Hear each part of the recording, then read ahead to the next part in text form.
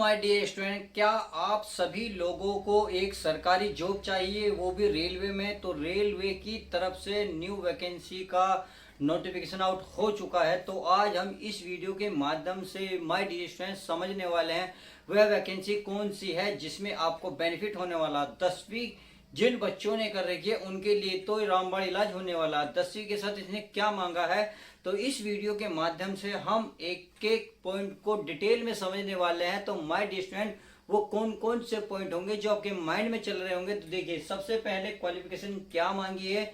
10वीं मांगी है, 10वीं के साथ को डिप्लोमा मांगा है या 12वीं मांगी है, इसके बारे में डिस्कस करेंगे। एज कितनी रहेगी, यानी कि मिनिमम कितनी रहनी है, एक मैक्सिमम कितनी रहने वाली है। ओबीसी वाली, जनरल वाले, SC ST वो सब के लिए मैं डिटेल बताने वाला हूँ। अप्लाई कब से कब चालू होने वाला ये बताऊंगा। फीस कितनी इसमें ली जाएगी, कितनी रेलवे जो है आपको रिटर्न फीस देगी और कब देगी, क्या कंडीशन देगी, वो भी आपको बताने वाला हूँ। सिलेक्शन प्रोसेस यानी कि सिलेक्शन किस आधार पे होगा, क्या क्या उसमें चाहिए, क्या क्या आपको स्टेप बाय स्टेप फॉलो करनी है, वो चीज डिस्कस करूंगा।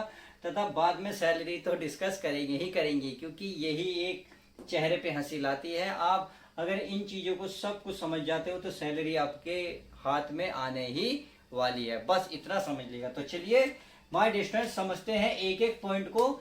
एक एक पॉइंट में जो आपको रेलवे की तरफ से न्यू रिक्वायरमेंट मिली है, तो ये वैकेंसी आ चुकी है RRB की, और ये टेक्नीशियन की निकली है, TECHIN टेक्नीशियन, इसी टेक्नीशियन की निकली हुई है। अगर मैं प्यारे बच्चों पोस्ट की बात करूं, यानी कि पद इसमें कितने निकले हुए हैं, तो पद जो इसमें निकले हैं 6238 पोस्ट निकली हुई हैं। सही है। अब ये अलग अलग डिवाइड हैं, कौन सी हैं उसके लिए सब कुछ समझते हैं। पहले अगर मैं फीस की बात करूं, इसमें फीस कितनी रहने वाली है, तो फीस माय डियर स्टूडेंट 500 रुपए रहेगी। किस किस के लिए रहेगी, एक तो जनरल वाले के लिए और OBC वालों के लिए।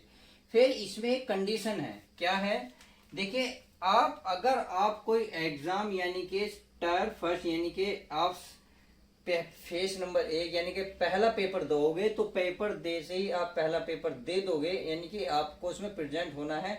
चाहे आपका उसमें सिलेक्शन हो या ना हो बात अलग है, परंतु आप जब प्रेजेंट हो जाओगे तो माय डियर इतना ध्यान रखना, लगभग 1 ईयर के बाद आपको इसमें से 400 रुपए रिटर्न हो जाएंगे। इतनी बात समझ में आ गई।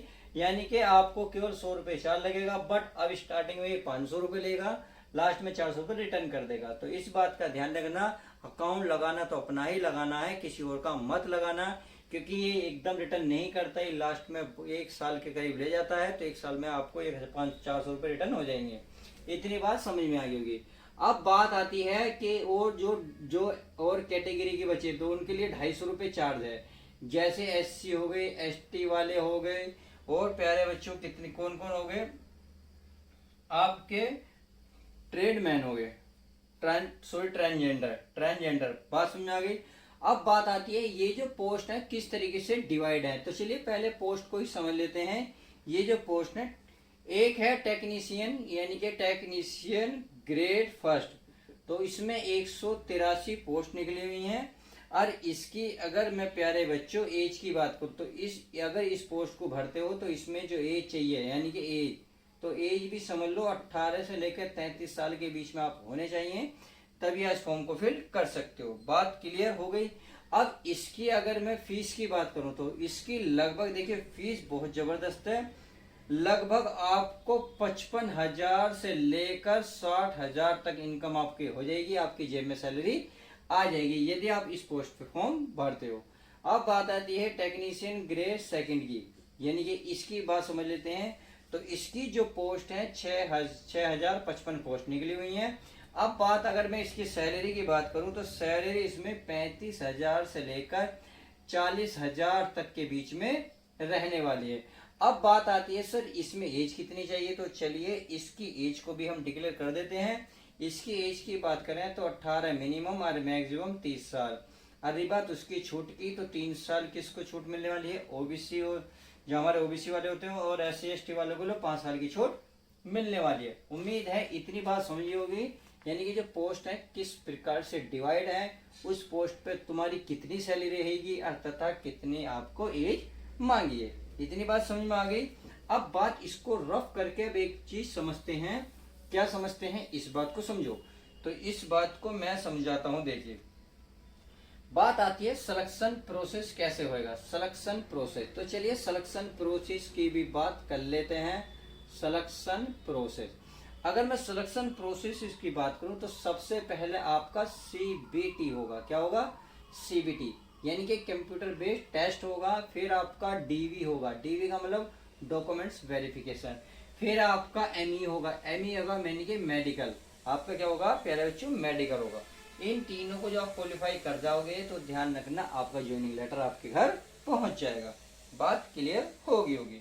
अब बात आती है जब इतना करेंगे हम, पोस्ट बढ़ गई, तो एग्जाम जैसे सीबीटी में आपके कितने क्वेश्चन आएंगे, कौन कौन से कितने सब्जेक्ट आने, यानी कि कौन से सब्जेक्ट से कितने क्वेश्चन आएंगे, इस बात को आप समझते हैं। देखिए अगर मैं इसमें एग्जाम पैटर्न की बात करूं, एग्जाम पैटर्न, चलिए TEN पैटर्न को समझ लेते हैं एग्जाम पैटर्न को। तो पहले मैं क्वेश्चन लिख देता हूँ, फिर मार्क्स। मैं यहाँ लिख देता हूँ सब्जेक्ट। जैसे अगर मैं कहूँ जीके एंड जीएस की बात करूं तो देखिए माय डियर 10 क्वेश्चन इसके आने वाले हैं, 10 ही मार्क्स आपको इसमें मिलेंगे। अगर मैं बात करूं रीजनिंग की, तो चलिए रीजनिंग को भी अच्छे से समझ लेते हैं। रीजनिंग के देखिए इसमें आपको 15 क्वेश्चन देखने को मिलेंगे, 15 ही मार्क्स मिलेंगे। उम्मीद है समझ गए होंगे। बात आती है मैथ की, तो मैथ में आपको देखिए कितने 20 क्वेश्चन देखने को मिले, 20 ही मार्क्स मिलेंगे। बात आती है कंप्यूटर की, देखिए कंप्यूटर के भी इसमें कितने 20 ही क्वेश्चन है, 20 ही मार्क्स हैं। अब फिर आता है बेसिक साइंस एंड इंजीनियर, यानी कि बेसिक साइंस एंड इंजीनियर की बात करूं तो इसमें 35 क्वेश्चन आपको देखने को मिलेंगे, 35 ही नंबर मिलेंगे। अगर मैं टोटल की बात करूं तो आपको ध्यान रखना है 100 ही क्वेश्चन बैठते हैं और 100 ही मार्क्स के बैठते हैं।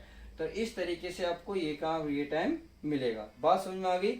अगर मैं इसकी टाइम की बात करूं, कोई आपको 100 क्वेश्चन करने के लिए कितना टाइम मिलने वाला, अगर टाइम की बात करेंगे तो मार्डेस्ट में 1.5 घंटा, यानी कि आप कह सकते हैं 90 मिनट।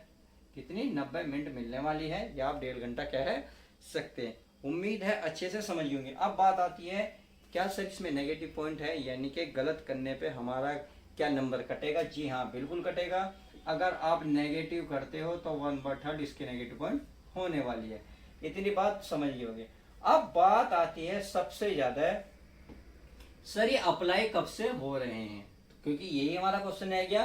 तो चलिए अप्लाई को भी समझ लेते हैं। अगर मैं अप्लाई की माय डियरेस्ट बात करूं तो अप्लाई जो है आपका ये जो हो रहे हैं ये आज से ही, यानी कि टुडे, तो इसका मतलब आज 28 तारीख है, 28/6 से चालू हो रहे हैं। ये बात समझ में आ गई। तो फटाफट आप जाके इस फॉर्म को फिल कर सकते हैं। अब बात आती है कि क्वालिफिकेशन क्या है। देखिए मैंने क्वालिफिकेशन भी नहीं बताई, तो चलिए क्वालिफिकेशन भी क्लियर कर देता हूँ। क्वालिफिकेशन में बता देता हूँ। देखिए जिन बच्चों ने प्यारे बच्चों 10th पास कर रखी है तो परसेंटेज का कोई दिक्कत बात नहीं है, आप केवल पास होने चाहिए और कोई से भी सब्जेक्ट आपने कर रखी हो। उसके बाद प्लस आपकी ITI कंप्लीट होनी चाहिए, तभी आप इस फॉर्म को फिल कर सकते हो। तो ये इसने कंडीशन कहा दी, जो बच्चे 10th करने के साथ ITI करो बैठे हैं उन सभी के लिए बहुत बेहतरीन अच्छा मौका है, आप इस फॉर्म को फिल कर सकते हो। तो चलिए माय डियर स्टूडेंट आज की वीडियो में हम इतना ही रखते हैं, मिलते हैं नेक्स्ट वैकेंसी के साथ। वीडियो कैसी लगी लाइक और शेयर करके जरूर बताएं, कोई दोस्त हो तो दोस्त के साथ शेयर करें। मिलते हैं नेक्स्ट वीडियो के साथ।